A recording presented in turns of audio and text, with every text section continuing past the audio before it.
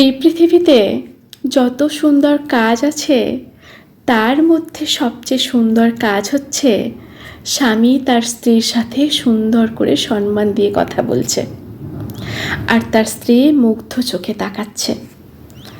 আপনি কি জানেন এই পৃথিবীতে সবচেয়ে যা দামি জিনিস কি?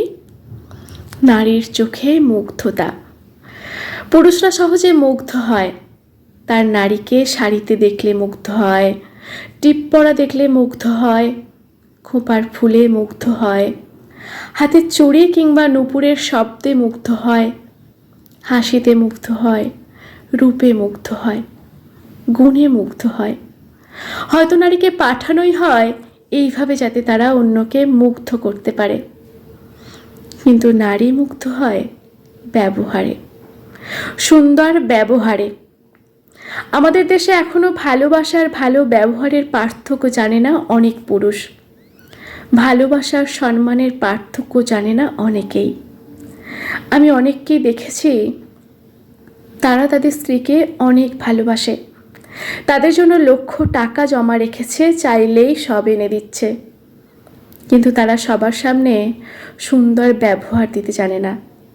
এই জিনিসটা আমার ভীষণ কষ্ট লাগে। অফিসে নানা ধরনের মানুষ দেখি। সেদিন মাথা নিচু করে কাজ করছিলাম, একটা লোক কথা বলল তার স্ত্রীর সাথে।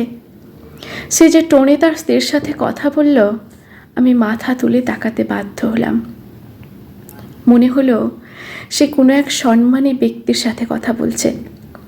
এমন না যে তাদের নতুন বিয়ে হয়েছে, তাদের 2 সন্তান বসেছিল, একজনের 14 বছর, অন্যটা 8 বছর।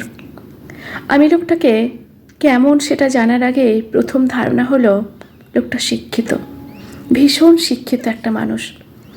শুধু শিক্ষিত না, স্বশিক্ষিত।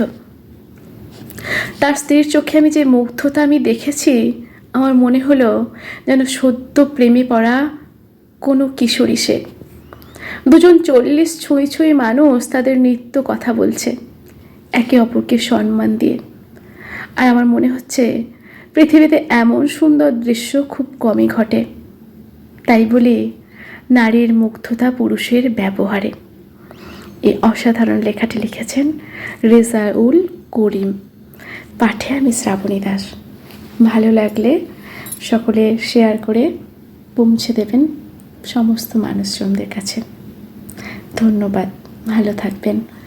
আর আমার শ্রাবণীর কথা ও কবিতা শুধু শুনলে বা লাইক দিলে হবে না, একটু শেয়ার করবেন সকলের কাছে পৌঁছে দেওয়ার জন্য। অসংখ্য ধন্যবাদ।